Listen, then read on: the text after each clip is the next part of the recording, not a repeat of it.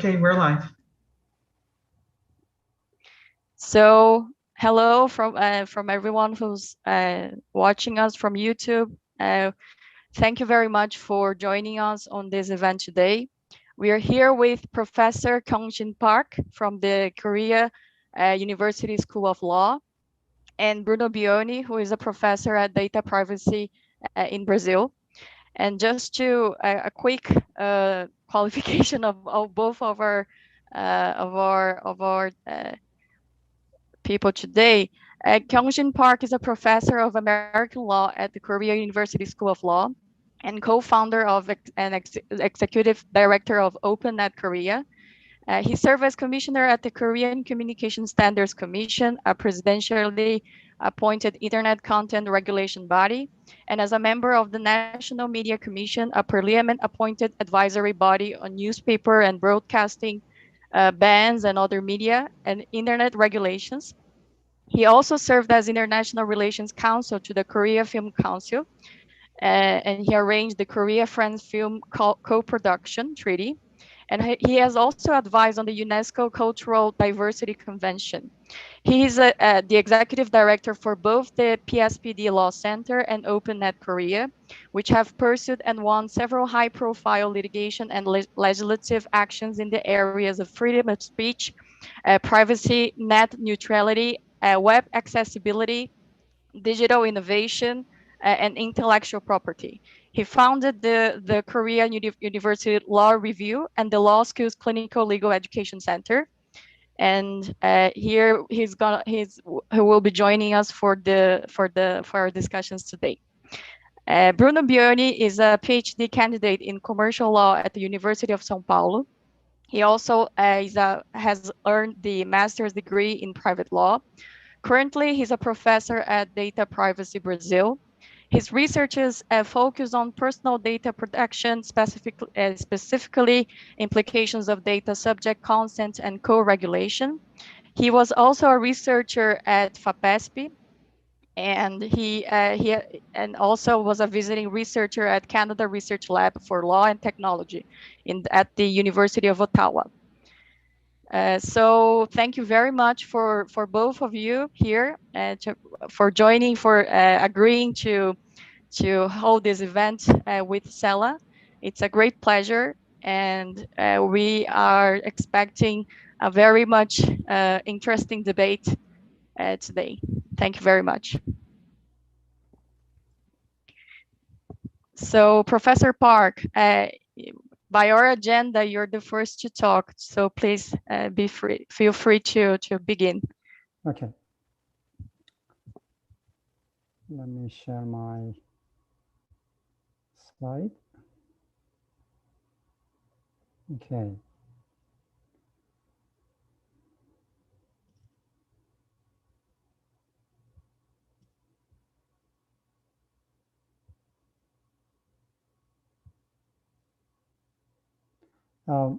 If it's okay, I want to keep a record of my lecture. If the host could allow me to record, if you give me permission to record, I'll just do it myself.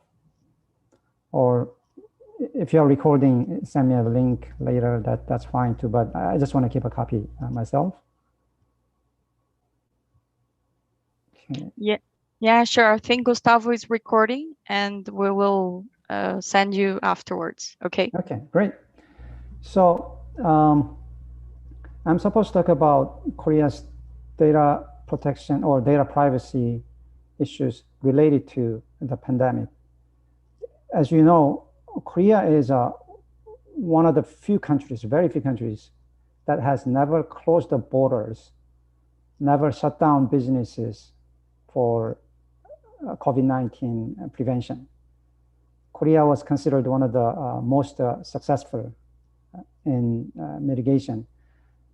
Because of that, Korea was, as a country, became a little bit slow in obtaining vaccination supplies, and was a little bit slow in vaccination, but now it's catching up with the other countries. But while people's focus is on vaccination now, it's important not to lose the sight of the importance of prevention. And that's where important data privacy issues arose. We believe that the role of law in successful COVID-19 prevention is huge. Infectious Disease Prevention Act Article 76-2 provides for mandatory location tracking of patients, but not just patients, but all people who the authorities believe to be contacts with the patient, not just people the authorities suspect to be patients, but people suspected to be contacts with the patients. Now, you should take a moment to understand what this means. If your privacy is infringed against your will, what procedural safeguards are there? I mean, what usually has to take place, for instance, when your home is searched by the police, or when your email account is reviewed by the government. Usually warrants, some paper issued by neutral officers of law, we usually call them judges, they decide whether the email account or your home is likely to hold incriminating evidence about you, and then make a decision whether to allow such a search or not. Now, Infectious Disease Prevention Act Article 76-2 does not require such balancing by a neutral judge. It just allows health authorities, this administrative body, to track your locations simply on a suspicion that you might be either a patient or might be a contact. You might have been contacted by a patient. Even if you are not within 6 feet of the patient, the administrative authorities have the sole authority to decide whether your locational privacy will be infringed by the government. However, because this mandatory location tracking, let me go to the next slide. This is a location tracking methods done by various countries. If you look at even China, Norway, Sweden,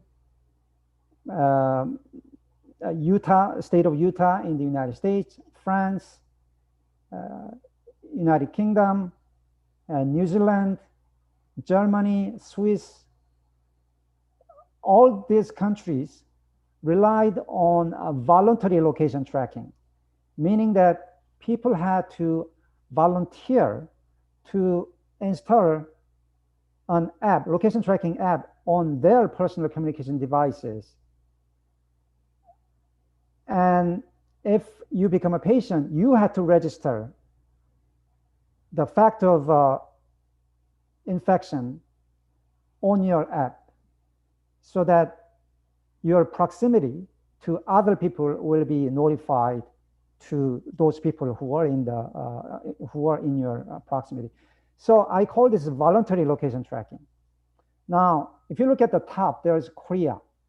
Korea's location tracking is not done by consent or does not require any voluntary action by the people being location tracked.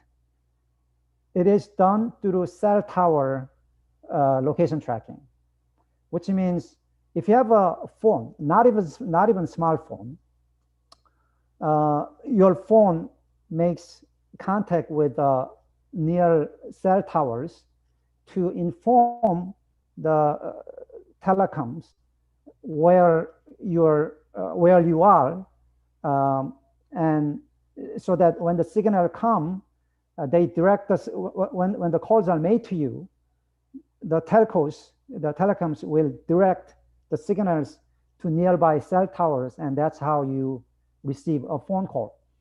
So if you have a cell phone, then even if you do not consent to location tracking, the authorities will grab all those signals from the cell tower and find out where you are.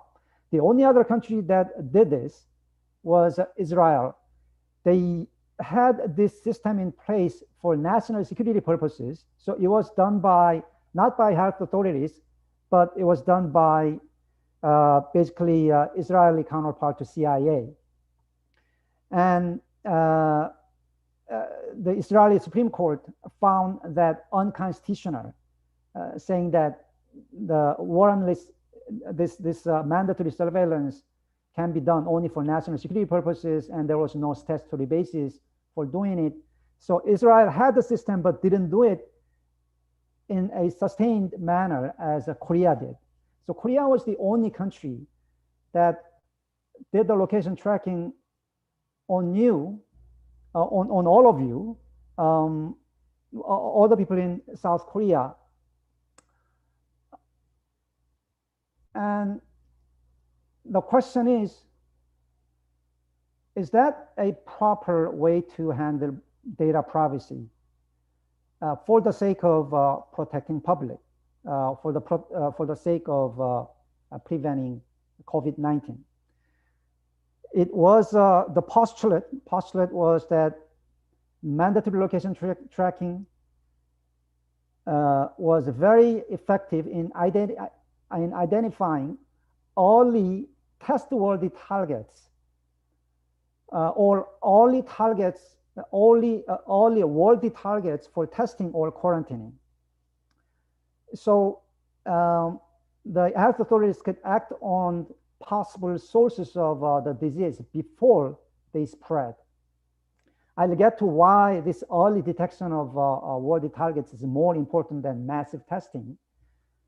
Now, most of the media in Korea and outside were more focused on public disclosure of location data of the patients, because another aspect of Infectious Disease Prevention Act was that once patient was identified, his itinerary for past few days was broadcast through the government websites.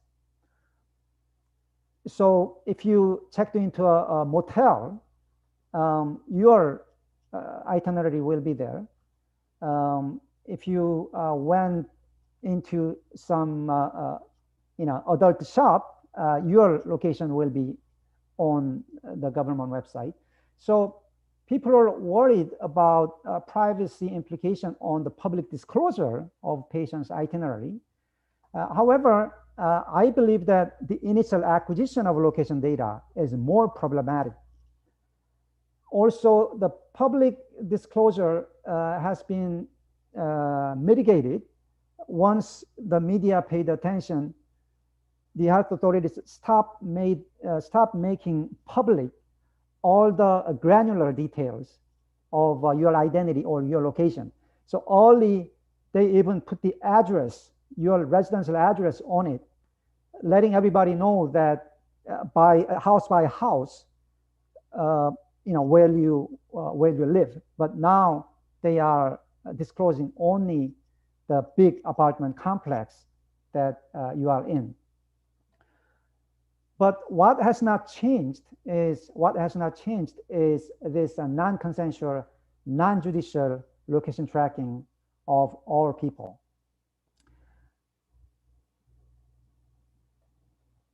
Now, I want to get into why Korea began this world's only mandatory location tracking.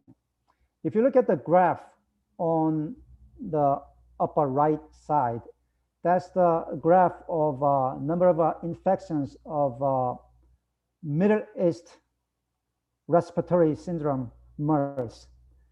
as you can see, there is a huge peak. There are two big peaks. The blue peak on the left side is Saudi Arabia. So somewhere early 2014, Saudi Arabia had its peak.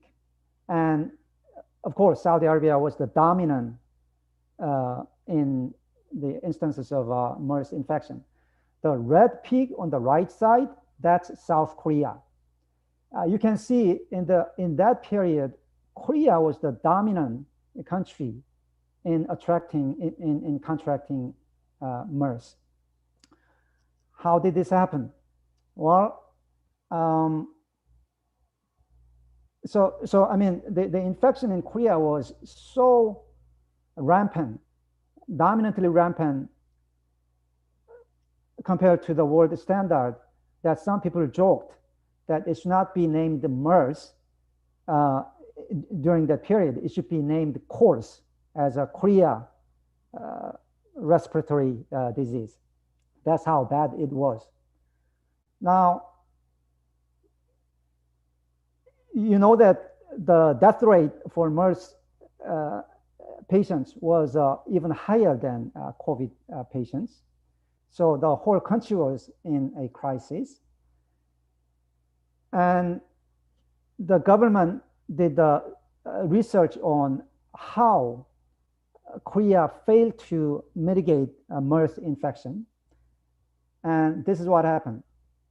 If you look at the graph, if you look at the diagram on the left side, you can see there was one patient, the red patient, who came into country, who visited Middle East, Saudi Arabia, with MERS infected, came back, and he infected 28 people. And out of 28, patient number 14 infected 85 people. Patient number 15 infected 6 people. Patient 16 infected 23 people. And then the second order infection happened. Actually third order.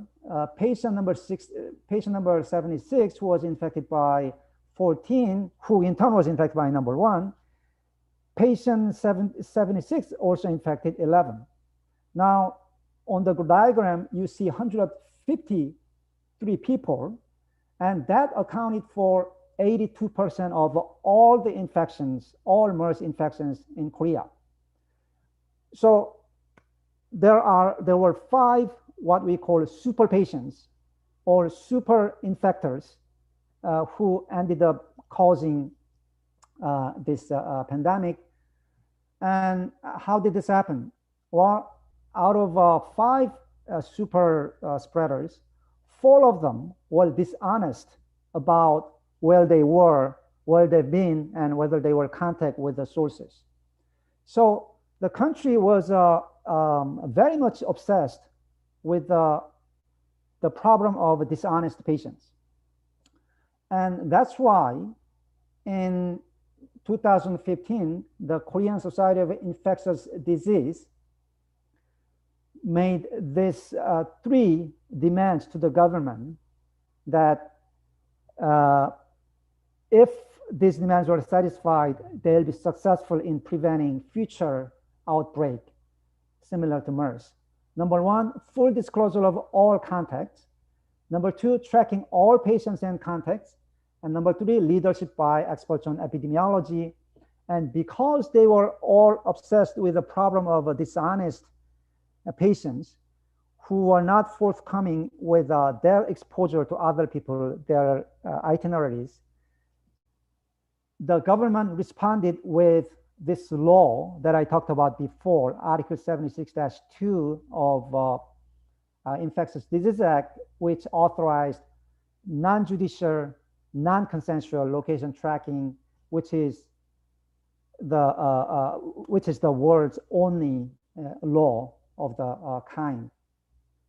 And there is this is very important, because a lot of people think that, when Korea was successful in mitigating COVID-19, many country leaders said oh, we want to follow the footsteps of Korea. But they only talked about massive testing that Korea did. But if you look at the numbers, Korea didn't do a lot of testing. If you compare to the US, Korea did only about 1 million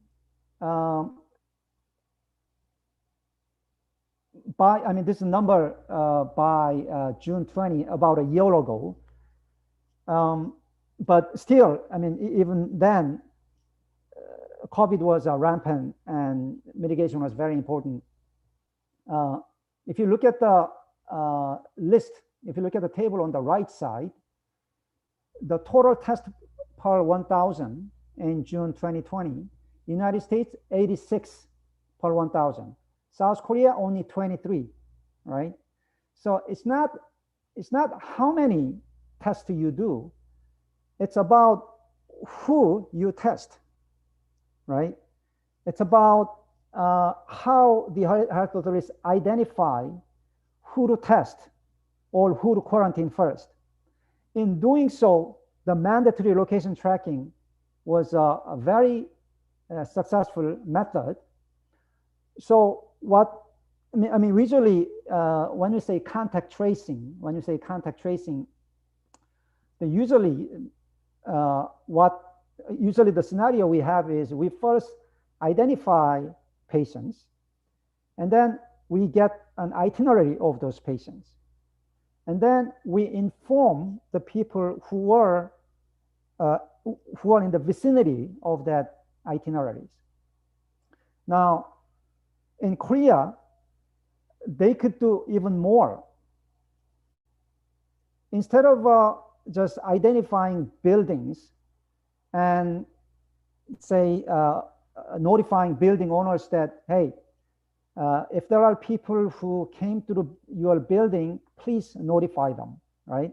Instead of doing that, because the government could do location tracking, they'll not only location track the patients, but also do location track on all the people that came through the buildings, regardless they were patients or not.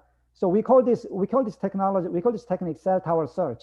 So what you do is you identify cell tower that were in the vicinity of the patient's itinerary, and then grab all the signals went through that cell tower in past 2 weeks or whatever, and then track all the people whose phones were associated with those signals, and then send the SMS text messages to all those people and ask them to come get tested. If they don't respond, the government, because Korea happens to have mandatory SIM card registration, the government can actually identify you by real name and will come to you and, if necessary, force you to get tested. Actually, there are many people who are actually forced into testing COVID through this. So that's how important this location tracking was. The mandatory aspect of location tracking was.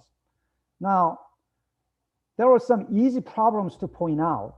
The easy problems were that, yes, it is mandatory, but even if we accept the fact that maybe in the mandatory location tracking should be allowed, given the huge risk of COVID, there has to be some moderation on the amount of data that's collected against your will. But Korean law is very broad, not only location data, but immigration records, because the government needs to know whether you have visited a country pandemic with the COVID-19, CCTV footage, credit card records. Why credit card records? Because the cell tower tracking puts you within a radius of a few hundred meters, but not more accurate than that. So the government wanted to pinpoint exactly which store, which cafe, which restaurant you went to. So to get that, they got the credit card records. transit pass records, so bus pass records, subway records, to pinpoint which bus you are on, right? And what's interesting was that, I mean, what is diabolical is that all this information, well, not all of them, but location data were channeled through the police, which means that if you are the person who the police were looking for, the police could use that not for COVID-19 prevention purposes, but for criminal investigation purposes as well. So the easy problems to point out is that the easy problems to point out was that the scope of data to be acquired by the health authorities were too broad, and also the agencies conducting surveillance were just too many, not just health authorities, but elected local government chiefs. They were allowed to do this location tracking.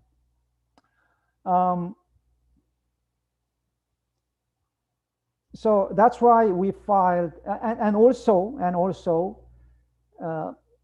against the normal wisdom of how contact tracing is done, the government did not just do location tracking of confirmed patient, but location tracking of all the people who went near certain cell towers that the patient was near. That is just too broad. So in one instance, this club area, famous club area in Seoul called Itaewon, one infection was found, and the government did the cell tower search on all the cell towers in the Itaewon area. So got the identity of 10,000 people who went through Itaewon that night. So even the people who were not even near the patients, they were in the Itaewon area, but not even in the same building with the patients, their identity and therefore location was acquired by the government authorities. So these problems are easy problems that we think are clearly privacy infringing. So we filed the constitutional challenge against the Infectious Disease Act, and we are waiting on the result. What is more difficult problem is whether this location tracking against people's will should be allowed at all. When can the administrative authorities, without the decision of neutral officers of law, track your location? The US Supreme Court has come up with this theory of administrative search, making exceptions on some situations where people's privacy can be infringed without judicial procedure. Closely regulated industries, firearms, drugs, medicines, mines, or building code inspections, or occupational safety and health inspections. And when you go to airport, when you are searched, you are not done, you are searched without any judicial approval. But here, people are very concerned that a lot of information is searched without any of these justifications for warrantless non-judicial administrative search. Now, even when Korea became successful with mandatory location tracking, there was no country that followed suit. Even when the pandemic was going stronger and stronger. I know that Brazil didn't, the US didn't do that. India, that's having a big crisis, is not doing that. Why not? I mean, shall we just say, okay, Korea is an exception? Shall we just take a cultural relativist, approach and say, hey, Korean people have their own way of doing things. If they are successful, if they don't care much about privacy and they would rather let the government do location tracking without any judicial approval, just let them do it. We're gonna live, we live in a culturally different countries. We're not gonna do that. Or shall we come up with a more universal principle and do some close evaluation of Korea's approach and just tell Korea that, hey, that is against international human rights law and privacy. You should not do that. No cultural relativism. Or shall we say, after evaluating Korea's situation, hey, with the mandatory contact tracing, you saved a lot of people. Yes, now the US is #1 in vaccination, but before vaccination began, a lot of people died. Korea, you saved, you saved all those lives. So, in terms of even from human rights perspective, people have rights to health. People have rights to protection of their livelihood. Maybe what Korea did should have been implemented in other countries, like in Brazil or in the US, to save those people who died because contact tracing just broke down. I think that's an important question that we should have faced.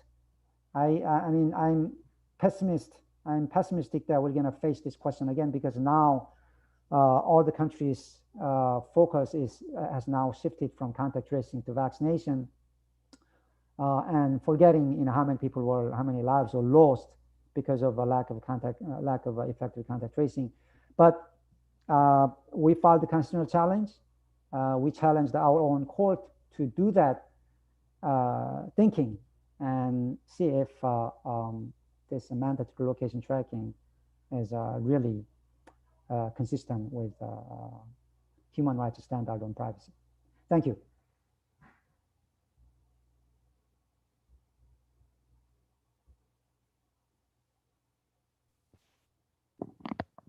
Thank you very much, Professor Park. It was a very rich presentation. We all kind of knew about how famous the contact tracing system at South Korea, its efficacy, and it became really famous even here in Brazil. So hearing from you how this system collected at a very granular level, as you mentioned, was very impressive to learn more about. So now we're going to proceed to Bruno's presentation. He's going to present the perspective of data privacy issues from the Brazilian perspective. Thank you, Ian Lin, and I'd like to start by saying that you guys from CELA are doing a fantastic job by building bridges between Brazil and Asia countries. And I would like also congratulate Professor Park for the very rich presentation. And what I'm going to do here is try to share with you the research that we are doing at Data Privacy Brazil. Data Privacy Brazil is a space for articulation between two distinct and complementary organizations. The first one is Data Privacy Brazil School, where I teach and where I co-founded with Renato Leite Monteiro. There we are delivering several courses about privacy and data protection. And second one, it's Data Privacy Research Association, where we conduct, let's say, a hard research, empirical and theoretical research. And by doing that, we are pretty much involved in the discussions about personal data, privacy, and mainly how to use personal data in a legitimate way to foster public policies to respond and to fight against COVID-19. So what I'm going to do is share with you three kinds of research that we are doing. One is already concluded, is finished, which is the Privacy and Pandemic report. The second one is an ongoing research, and we are going to conclude this research in a few months, which is called Surveillance Legacy of Pandemia. And the second and third one, we are in this right moment analyze a bill which is called the Brazilian Vaccine Passport, and trying to focus in the issues about privacy and data protection. So the first one, since the calamity state was declared in Brazil, we did decide to publish a report, and this report was called as Privacy and Pandemia. The first one was published in Portuguese, and the second one was published just today in English. And basically, the goal of the report at that moment was to frame and delineate at least some policy recommendations about how the health authorities and other players could use personal data to frame public policies to address COVID-19. And let's say the main deliverable, or the main part of this report, was a kind of checklist test, a compliance test, composed by 5 steps and 10 elements to analyze if the data processing was compliant with the Brazilian data protection legal framework. Trying to establish a dialogue with Professor Park, where we were interested to check if proper safeguards was put in place to balance the public interest of fighting against COVID-19 and the privacy and data protection as a fundamental right. At that time, I have to confess that we were expecting much more articulated actions led by the federal government, since in the beginning of the pandemic period, the Ministry of Health, when Luiz Mandetta was its chief, was addressing the issue reasonably. But as you might be aware, that was not the case in Brazil. The federal government so far has been ineffective of coordinating a national public policy to fight against COVID-19, and as a consequence, differently to other countries such as South Korea, we did not face let's say an intense debate about contact tracing and other data-driven solutions to find and to deal with COVID-19. Even though we did face some hard case to balance the limits and the possibilities of personal data used to foster public policies in the pandemic period. And one of them was the so-called IBGE case. IBGE is a federal agency responsible to conduct the census here in Brazil. And at that period, in May 2020, there was a provisional order was issued by the federal government, which allows IBGE to request data from telecom companies to conduct a statistical survey by using those databases. So instead of knocking in the door of each Brazilian citizen, the IBGE case could just call for the Brazilian citizens and asking the questions regarding the survey for it. And at that period, several political parties challenged the provisional measure in the Supreme Court. And this case has triggered a landmark ruling in Brazil. For the first time, the Supreme Court recognized data protection as a fundamental right, and a fundamental right independent to the right of privacy, so an autonomous right. And we have analyzed this in a short essay published by the Future Privacy Forum, and also a case note published at the European Data Protection Law Review.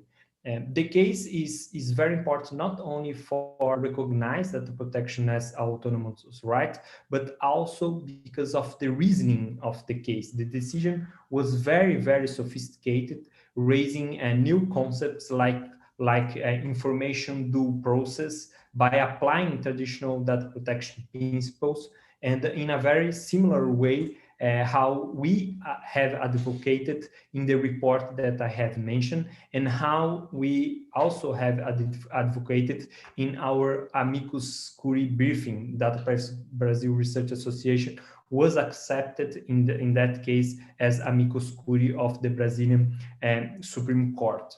So the first thing that I would like to highlight here is that we did not have like intense discussions about contact tracing, but we did face hard cases about how to balance the limits and the possibilities of using personal data to foster and to frame public policies to fight against COVID-19. And we have like let's say a good result of that, which is the recognition of data protection as a fundamental right by the highest judicial court in Brazil. And what Professor Park was just saying was precisely the reasoning by the questions raised by the Brazilian justice. Likewise, what are the safeguards that are put in places in order to grant access to the government or the IBGE, the federal agents responsible for census research, in a manner that they will not repurpose, given a secondary use for that database, and then could have like side effects or even authoritarian practice for it. And the Brazilian justice, by applying several data protection principles such as data minimization, decided that the provisional measure was unconstitutional. And the reasoning that the court has applied was very new, in the sense that the court was saying basically that once you have like a data processing activity in place, also always you have to think about what are the proper safeguards, such as, is there a data protection impact assessment to inform the risks and also the benefits of this specific data processing activity? Also, even if I don't have the data subject consent for it, is there another legal base or authoritative legal hypothesis for it?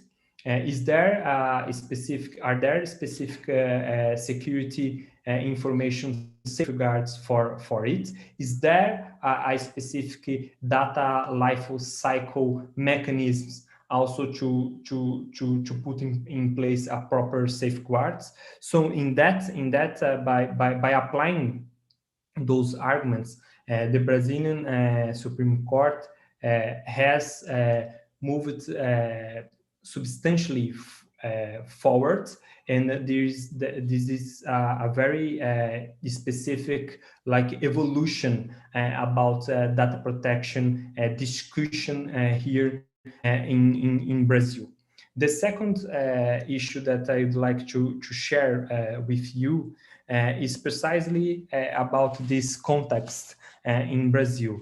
Like I just have mentioned, we did not have a coordinated public policy in Brazil to fight against pandemia. And then we decided at the Data Privacy Brazil Research Association to create a new research project to map how the state and the cities was dealing with the COVID-19. And as the name of the project explains itself, we are interested to identify if there will be a repurposing of technologies to surveil people after the pandemic crisis. So we are building a database to map what states and municipalities in Brazil adopted technologies to fight against COVID-19 and how we are doing it.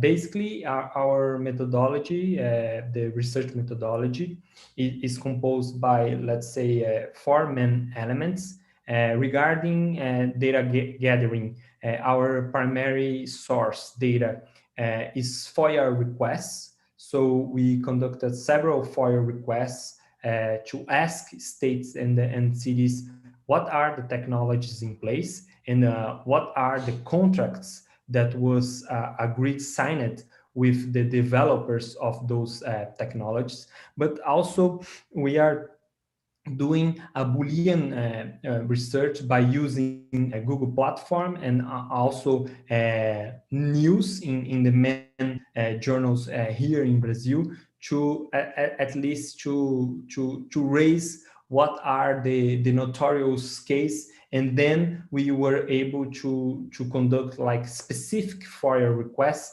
asking about that specific technology that was adopted and was covered by the Brazilian media. So it's like a kind of a quantitative research, because we are also analyze contracts and other documents that give the notion about how the database is being used and how the database is being built by the state and also by the private companies.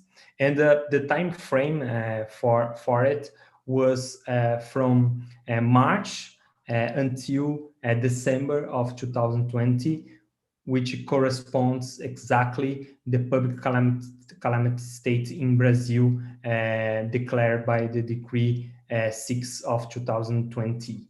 And our research sample covers all 26 states in Brazil, plus federal district, which is the capital of Brazil, and the municipalities with more than 100 citizens. So in total, we did more than 323 municipalities, and we have tried to cover all this amount of cities.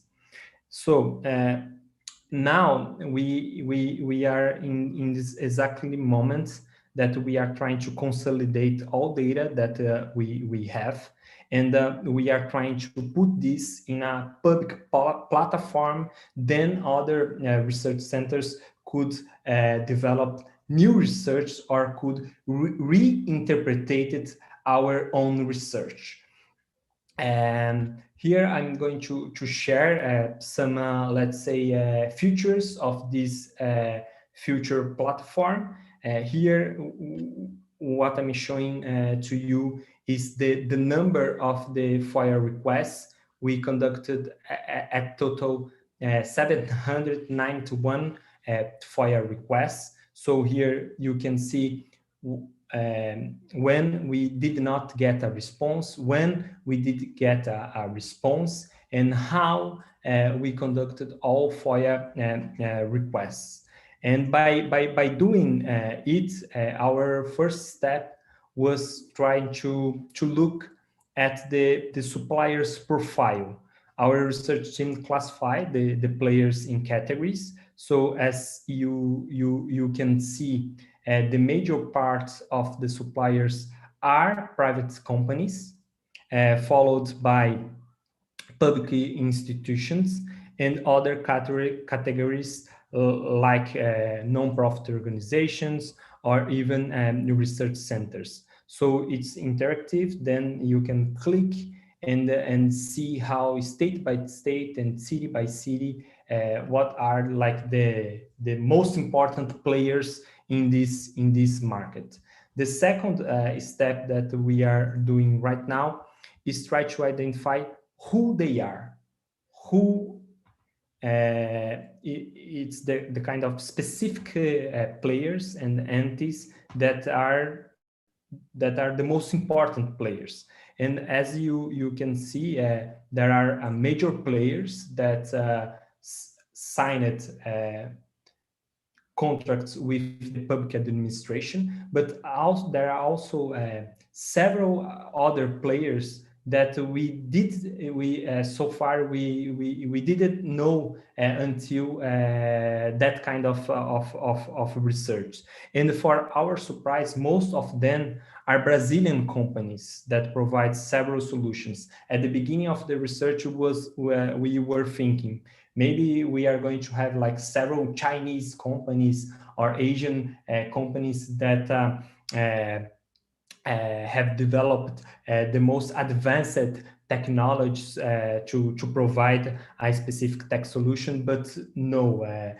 So far, our research shows that the most let's say the winner player is a Brazilian company, followed by other Brazilian companies.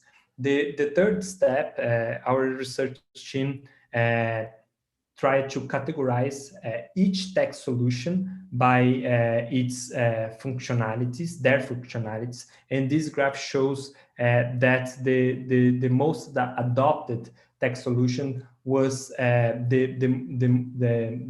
monitor human flow of people, telemedicine, and also human temperature, and platforms to monitor the evolution of COVID-19 in territories. So by backing to my slides, what do we have like so far? And this is the exact moment that we are in the research. Now we are trying to go deeper through a case study analysis of the trend main functionalities adopted, and then the three major suppliers and developers. So in total, we have 12 players. Most of them are Brazilian, and only 2 of them are Chinese. We are interviewing all of them in order to get more information. And our preliminary findings so far is the use of facial recognition cameras, not only to monitor the flow of people, but also for public security reasons. One company have contracts with cities to provide facial recognitions also for intelligence. For instance, Brazilian tech startups have developed health solutions not only to public health authorities, but also for hospitals. And one of them has contracts with a major cities and states in Brazil that was sealed by a research institute, but has a private company as a controller of the data. So what we could, say, extract from this research, there is an increasing dependence of the corporate actors in order to deliver essential and public goods or public policies. The Brazilian state was not able to frame it in a coordinated way, so this leaves room from private sector try to fulfill this gap. And there are not only well-established and the global players. Professor Park highlighted the importance of Google and other big tech companies. But here in Brazil, we could see that national and growing companies, startups, are the major players who are the winners, let's say, of this new market. And we are planning to release the platform at the end of June, or at least the beginning of July, in order to know better how this market operates, but ultimately how the public sector is adopting and putting proper safeguards or not in place. And just to conclude and to be in time here, not to extend so much, there is another hot issue that is coming up in Brazil, because now we are going to discuss a draft bill about passport vaccine, which is the bill 1674. There are other well-established policies designed by Israel, or even European Union, or even Korea, and so on. But here in Brazil, when we analyze the text of the draft bill, what are you going to see?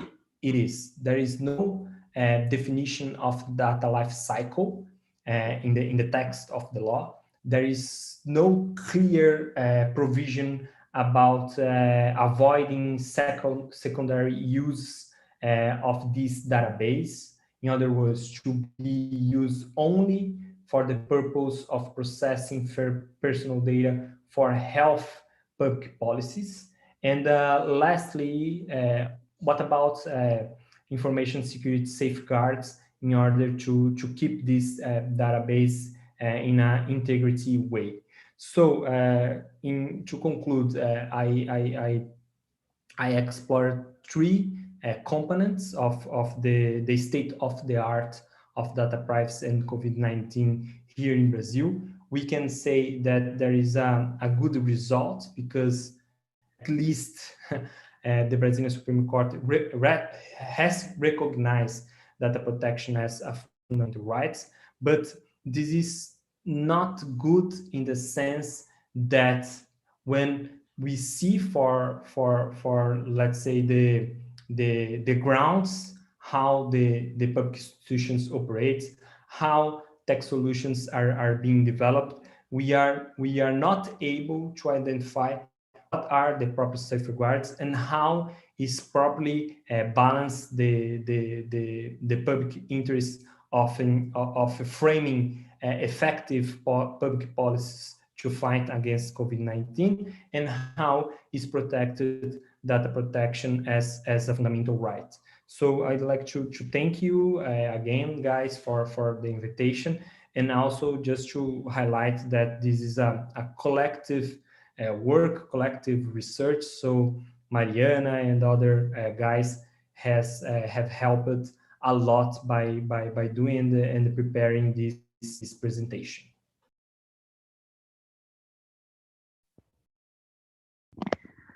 Bruno, thank you very much for your presentation. It was also a really rich collection of all of your work that, as you said, has been carried out collectively by all the Data Privacy Brazil researchers. It was quite an impressive work that you guys are doing with the mapping of who are the players in Brazil that are developing the tech solutions to combat the COVID. And it was very interesting to hear that differently from the case of South Korea, maybe in Brazil, the private initiative was the one that is, that arising to address this issue that has been not quite addressed by our government. So now we're going to open for both of our speakers to, make any questions to each other based on their respective presentations. So, and afterwards, we're going to open for our students questions and for the audience. So Professor Park, if you have any, regarding the presentation that just Bruno gave us, please feel free. I think I spoke long enough. entertain any questions or comments people may have.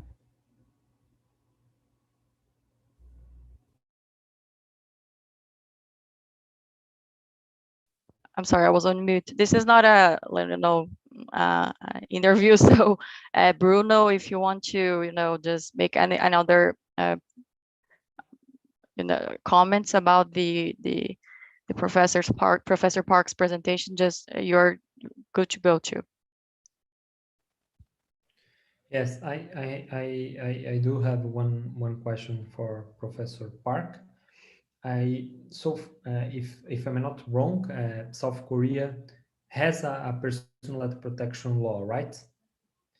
Yes. So by having this in mind, how the data protection bill, the South Korean data protection bill, should be also considered at the proper balance that you have just described. But because you do mention other laws and the other piece of legal framework, but I would be curious to know how should be established a dialogue between all those laws that you have just mentioned and also South Korean data protection law. Data protection law of Korea is fashioned after General Data Protection Regulation of EU.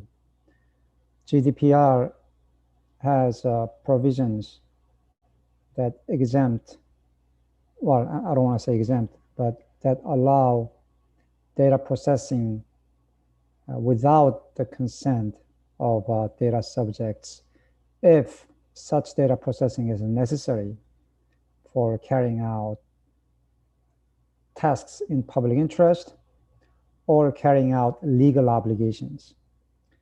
And Infectious Disease Act is such law that authorizes such non-judicial contact tracing. Under that scheme, the contact tracing is consistent with data protection law. Now, after the data is Infectious Disease Act only exempts acquisition of data, but is silent about how the data will be used and whether the data will be destroyed after a certain moment. It's silent on that. On that, data protection law may or may not be applied. It's not clear yet. Because of the Infectious Disease Act is silent about whether they can continue to hold the huge medical and location data that now the health authorities have. It doesn't authorize or mandate continued use of that data. So the health authorities cannot use that exemption in GDPR for carrying out of tasks in public interest or carrying out legal obligations. That exemption will not be available for health authorities. We, the civil society, think that data protection law should apply to the subsequent use, retention, and possible destruction of the data. We don't know how it's going to pan out.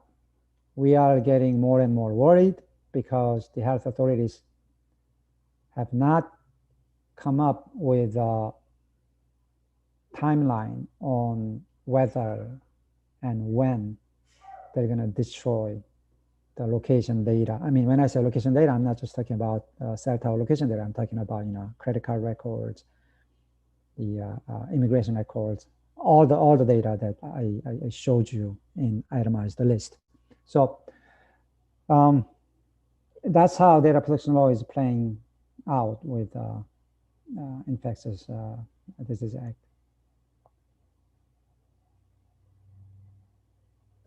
Thank you. Thank you, Professor Park. And now, if anyone here in the room wants to make any questions to Professor Park or to Professor Bruno, just raise your hand and I'm going to organize it.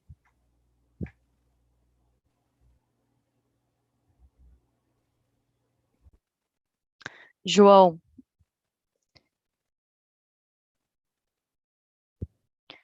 Good evening, Professors Bruno and also Professor Park. Thank you so much for your presentation. And my question is thinking about Asian countries, especially how most Asian countries embrace technology and digital technology specifically. So, for example, in China, you have a very widespread use of mobile wallets for payments, digital wallets. So people can pay for drinks on the street or maybe a subway ticket with their phone. And this record of the payment can contain the GPS and a lot of other informations related to the device that was used to process the payment. And also a lot of other examples. We have facial recognition for a lot of also payment systems. In China specifically, we have a lot of data structure around identifying the user. So do you feel like this advanced technology, this digitalization of the economy is a factor that, I don't know, maybe expands the government's power over people's data, specifically personal data? So for example, I know that this person commuted from this subway station to this subway station, and now I can start making like a prediction model. I can start modeling these people so I know if they were in contact with other people who were diagnosed with the COVID disease. So do you feel like we should be giving special attention to how digitalization and technology allows for this kind of data collection, and if it should or if it could or should be used for preventing a situation such as the pandemic?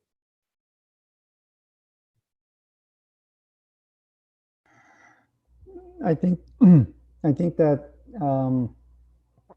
the issues should be a little bit segregated between the companies collecting the data and the government acquiring that data, because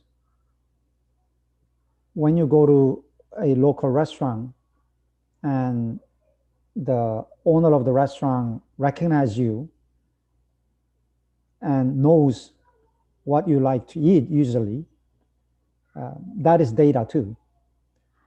Exchange of data is integral to our community building, our economic transactions. The meeting that we are having, you and I, with the CELA, this is transfer of data. CELA is recording this, it's collecting my personal data. So data collection by itself is not an evil. Data is actually infrastructure that can have a great liberalizing, even equalizing effect on the human civilization. Transfer of data is speech. When you say freedom of speech, it means free transfer of data as well. So the fact that we use technology, I think you were talking about Chinese app WeChat. for various things,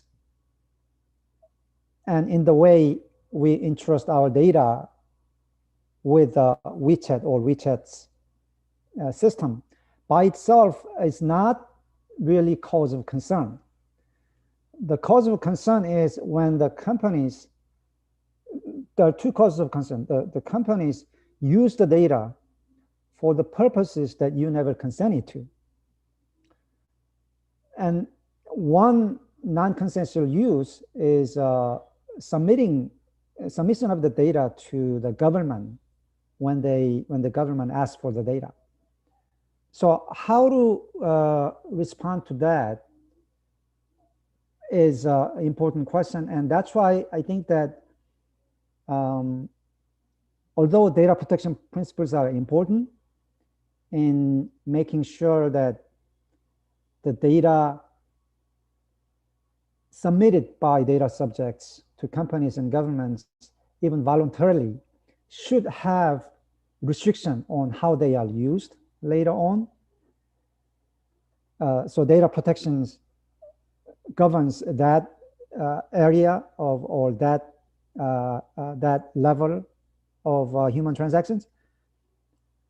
What is also important separately in a segregated manner is whether and when the government can collect data on you involuntarily when you have not consented to. So right now my focus is government's involuntary data collection rather than voluntary data collection by the companies that are making our lives more convenient, more efficient, etc. Okay, I can take another question. So, Marina. Thank you. So first of all, thank you, Bruno and Professor Park, for the conversation today. I was very interested in the scenario of private companies doing this tech job of collecting the data and passing on to the government. And I wanted to ask for both of you, like how to make sure these companies are doing this process wisely if this is the private sector and not the government, because I think maybe like Brazil is a developing nation, so we have like a scarcity of tech people or data analysts. So I think it's good that private companies are doing that, but we have to make sure like the government is really close to these companies. I don't know, but I want to ask, like, there is a operation that the government is like constantly in touch with in local, for example, or it's something that the contracts only focus on the leakage and not avoiding it. I don't know if it's clear or like it makes sense, but it was something that was on my mind.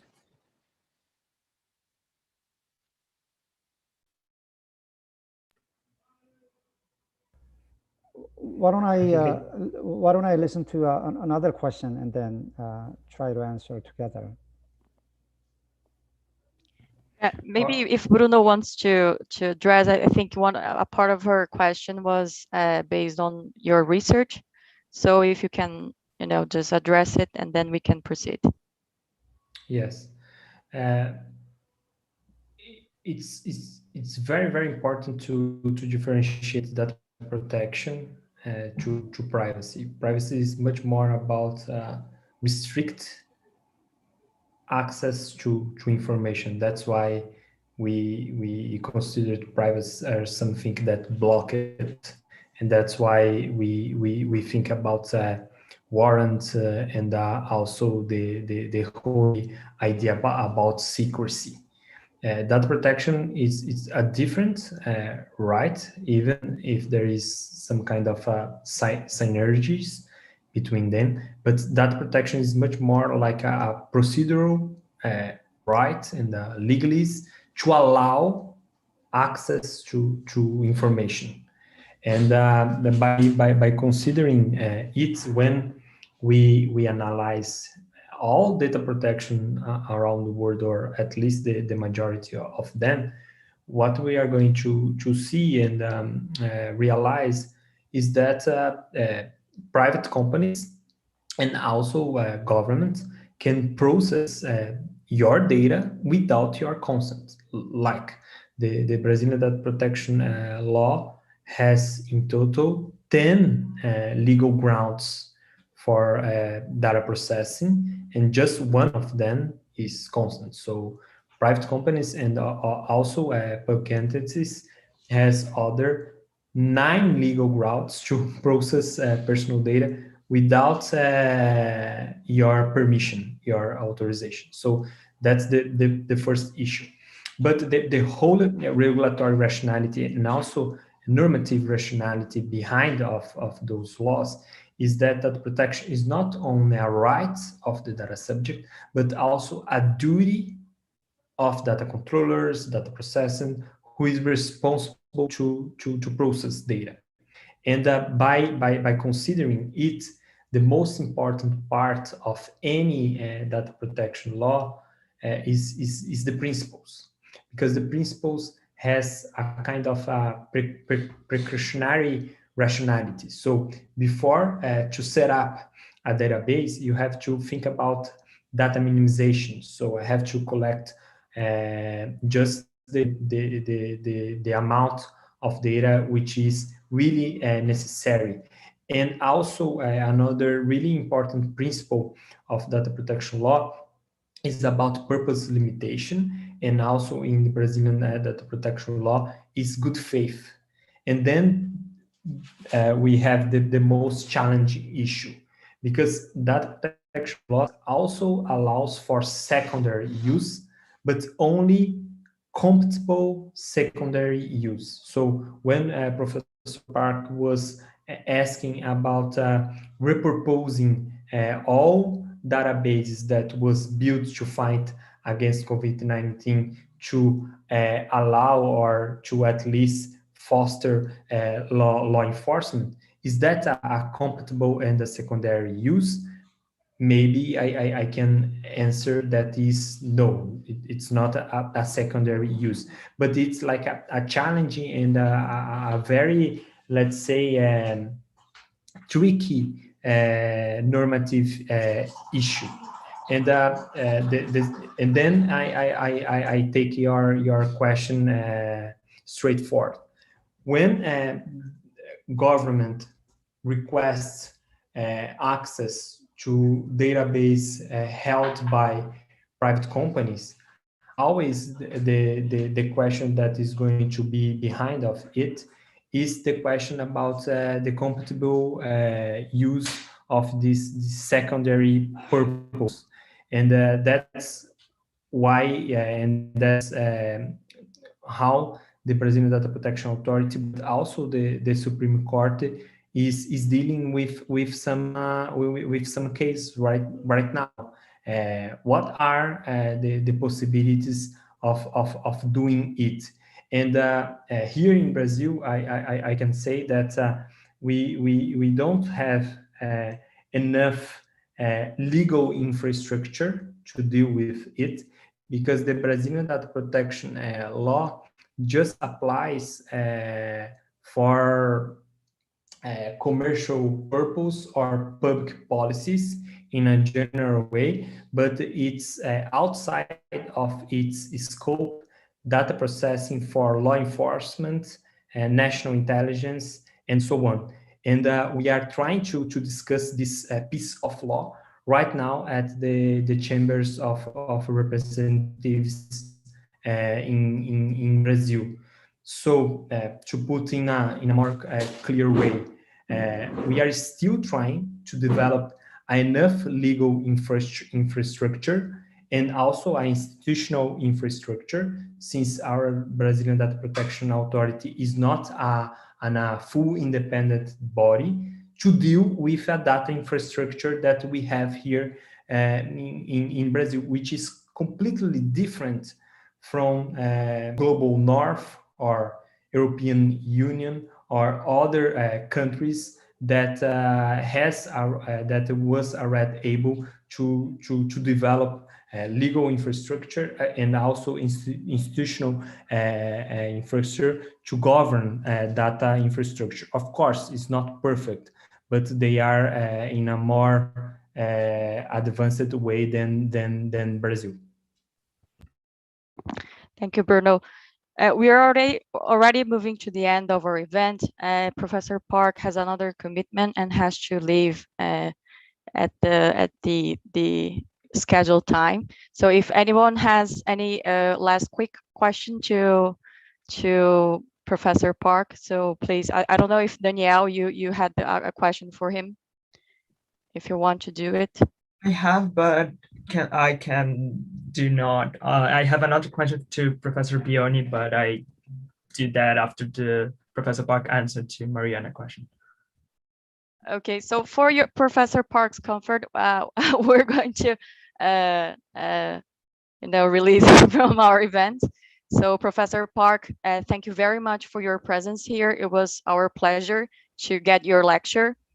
We had an enormous opportunity to learn more about South Korea data privacy issues, and we hope that our contact extends to other events in the future. So thank you very much.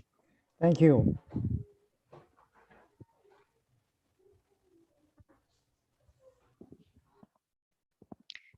Danielle, if you may now ask Bruno. We're going to keep this event in English because we are recording it, and afterwards we're going to share with Professor Park just to to see how our discussions progressed. But I'd like to just remind you that we are moving to the end. So I think Danielle can make the last question, and maybe another one more question that we received from the audience. Thank you. Yeah. Professor Bioni, how do you think health centers prepare for the GDP, Brazilian GDP standards in the middle of the pandemic? Because the law passes and started in a more sanctionary way in the middle of the global pandemic. So health centers are distressed with a lot of things, and also with be in the regular way with the standards of the Brazilian GDP. So I don't know if you counsel any hospitals or health centers, but I want to hear your perspective in this event of combined chaos. Thank you. Maybe one more question, or should I address this first one? I'm just checking if one of the questions can be related. No,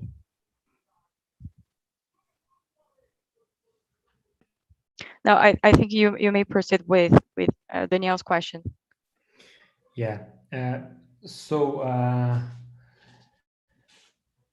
The Brazilian LGPD is a comprehensive data protection law. It's a general data protection law. So there is no room and space to articulate or at least to frame a very detailed or a specific sectoral provision. This is the first assumption that we have to have in mind when we are trying to think about the impact of the law in a specific and a very regulated sectors. The second one is that the health sector was kind of delayed in the discussion that was being held in the parliament. Because if you took all the registers of public hearings and so on, there was no representative from health sector and so on. There was representative from tech companies, there was representative from financial sector, there was representative from credit sector and so on. But the health sector, I would say, came later, arrived in a stage that the text of the Brazilian data protection bill was already, let's say, agreed in the National Congress. That's why first there was a kind of surprise how this law would apply and governed specific data flows within health sector. And when the health sector did have the chance to influence the text of the law, they did efficiently, because when the law passed, there was some vetoes, and then the president sent a provisional order to put some things to substitute, to exchange the parts that were vetoed. And then we are going to find specific provisions about sensitive data, which is precisely the most important part of any data flow within health sector. So by doing it and by trying to frame the whole context, what I think that is the most efficient way to frame a better regulatory ecosystem here in Brazil. First one, we have to put energy in the agenda that our National Data Protection Authority should be converted in an autarky. So to be in a full independent regulatory oversight body. Why? Because then the Brazilian Data Protection Authority is going to be on an equal foot in comparison to other regulatory bodies, such as the Health National Regulatory Autarky and so on. Then by applying the recent law that was enacted, I think in 2018 or 2019, that set up several tools to coordinate regulatory actions between autarkies. So this is the first one. How we are going to build a really sophisticated institutional infrastructure in order to have interaction between the Brazilian Data Protection Authority and health regulatory authorities. And the second one is that the Brazilian Data Protection Law provides several compliance tools in order that the regulated sector, the private sector, could at least, let's say, have some advantage before the regulatory body raise some specific regulations, some specific recommendation, and so on. What are those tools? Codes of conducts, data governance programs, seals, and so on. And all those provisions could be sent to the Data Protection Authority in order to be, let's say, certified or at least analyzed. If, for instance, a code of conduct is approved by the Brazilian Data Protection Authority, it allows international data transfer within an organization. This is tremendously important because when we are thinking about research within the health sector, of course that you have to exchange some databases and so on. So to try to summarize, I think the health sector is one of the most impacted sectors by the Brazilian comprehensive data protection law, but we do have some positive scenario if the sector adopted and if the sector identify the powerful toolbox of self-regulation or co-regulation that is provided by the Brazilian LGPD. Thank you. Thank you very much, Bruno. So we have already reached the time that we scheduled for our event today. So I'd like to thank you on behalf of all CELA's coordinators and students here for your presentation, your presence here. We had a really rich opportunity to learn more about the data privacy issues in Brazil and about your research. It was this event was this is one of the last events that we are holding this semester under the theme of law and crisis, and under it the theme fundamental rights and COVID. So I think we had a really great opportunity to learn more about these issues from the data privacy perspective. And we hope that our audience had a great time also. So thank you very much. Thank you. Bye-bye, guys. Thank you, Bruno.